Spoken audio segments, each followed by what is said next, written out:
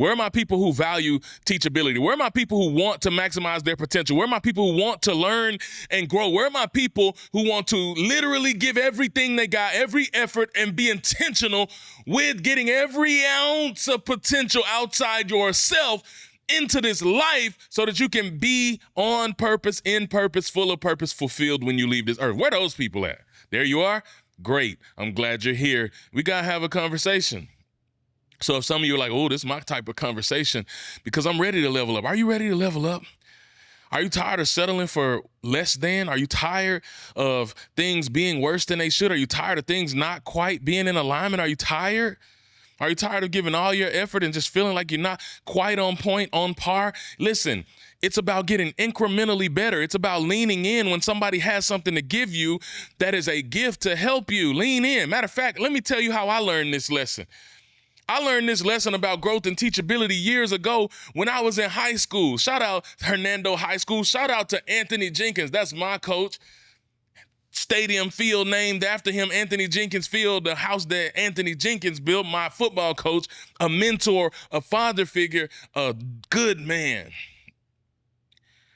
And I remember him inviting me as a freshman to practice with the varsity in spring football. Listen now, some of y'all, that's like, what is that? Okay, no big deal. That's kind of more common today because these kids are becoming phenoms really early.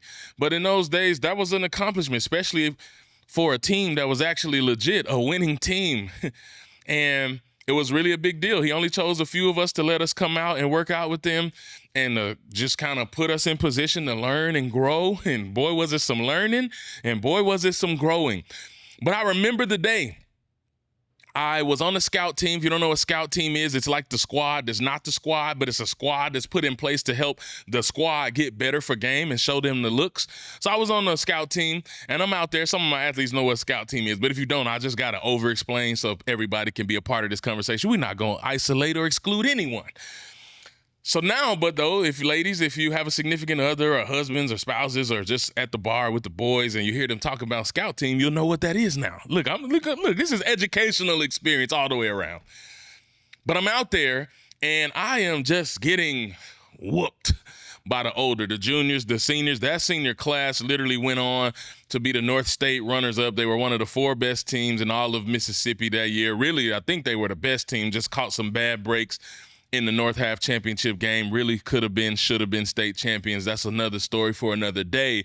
But I'm practicing with this squad, and I am not holding my own. I am being obliterated. I am getting knocked out, literally running full speed ahead into a high school All-American. My brother, my friend, Mr. Delwan Robinson, Mississippi State, let's go, Hell State, Cowbells, was a standout star at Mississippi State, went on to have an incredible career in the league with the Houston Texans in the NFL.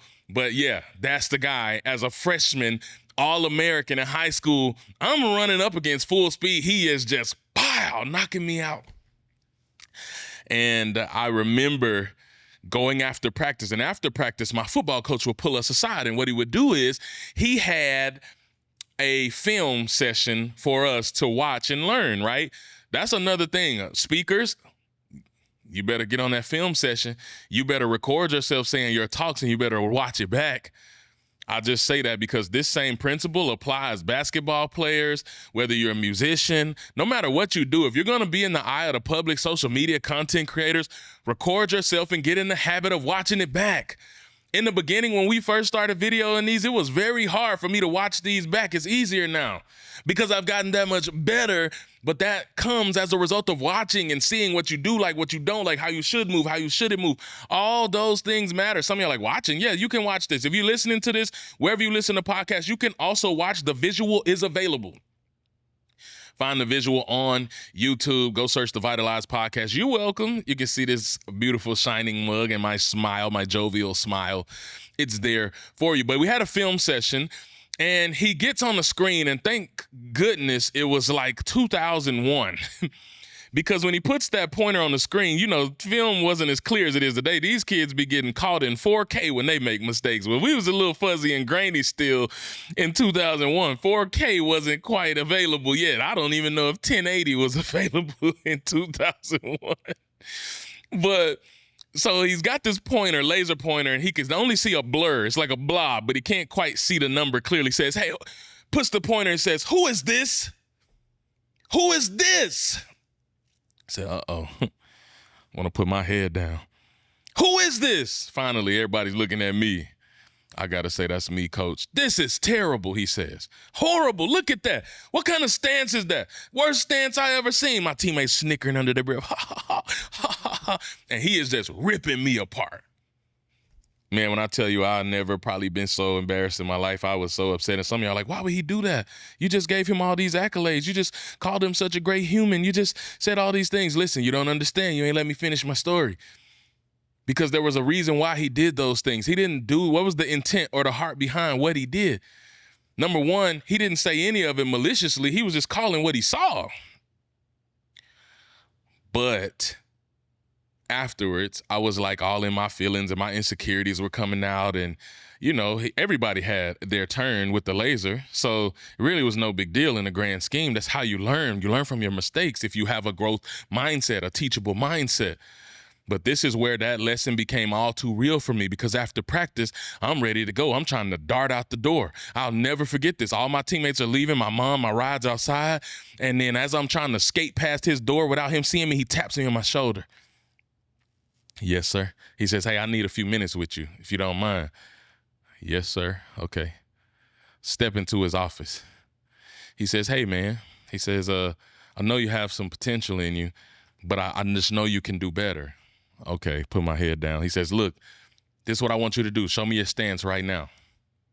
Okay, practice is over. Show me your stance right now.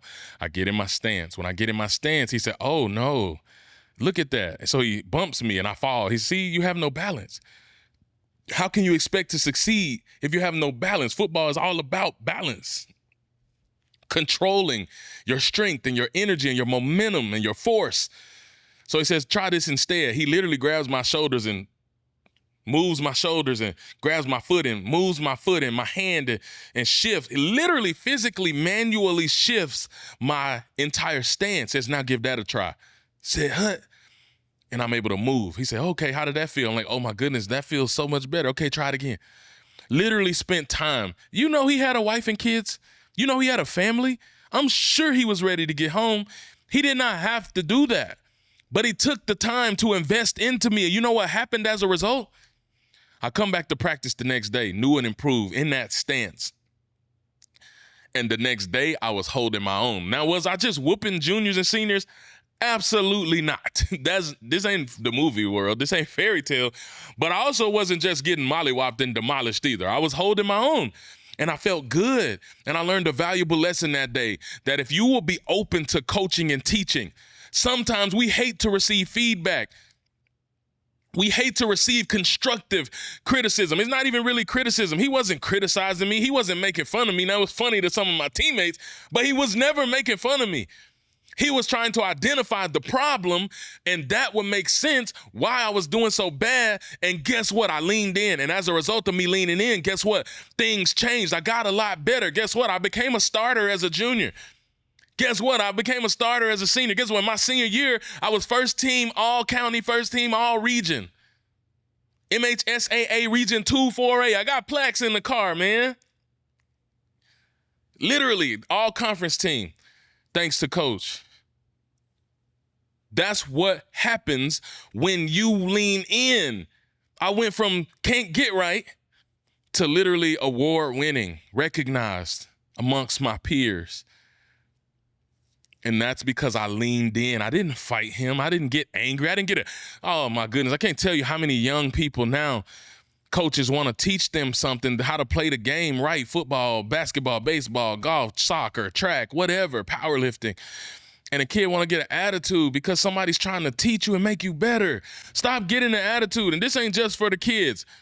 Somebody sees something in your social media content. They want to help you. They see something in the way that you're moving. They see something in your interpersonal relationships. They see something in your business. They see a gap and they say, oh man, I remember when I was there. Hey, let me show you this. If you're willing to do this, things could look a lot better for you, but you don't want the criticism because you take it personally as if it's a personal attack on your character.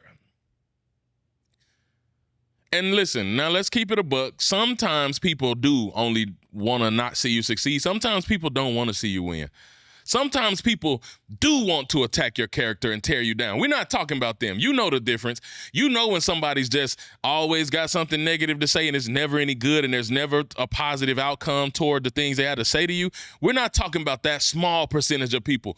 We're talking about the bigger percentage of people, and typically it's the people who are ahead of you. The only time people really want to tear you down and got a lot of negative to say and want to offer you so much feedback is when they're doing worse than you, when it's from a negative lens. But people who are doing better than you, who are further than you, who are ahead of you, they're not trying to stumble you down, make you trip up. Those are the people who are typically leaning in to help you, right? They want to help you. And that was when I realized the emphasis on the fundamentals, how much fundamentals matter. Just making those subtle tweaks to the fundamentals on a fundamental level. I didn't get faster. I didn't get stronger. I didn't become superhuman. I didn't become Popeye with the spinach. I didn't become any of that. What I became was incrementally better by focusing on the small details like leverage, like speed, like balance, like agility. Focusing on those little fundamentals made me better. Shout out to you again, Coach Jenkins, for caring enough to not only develop us on the field, develop us off the field as young men. I give him so much accolades, so much praise for what you see today. He was a huge part of the foundation that helped me become the man I am today. So salute. God give you your flowers while you're still here to smell them. Thank you so much. And I can't wait to come and sit with you. Since I just moved back to Mississippi, I'm coming to sit with you and have some coffee soon, man, and just chat and tell you thank you in person.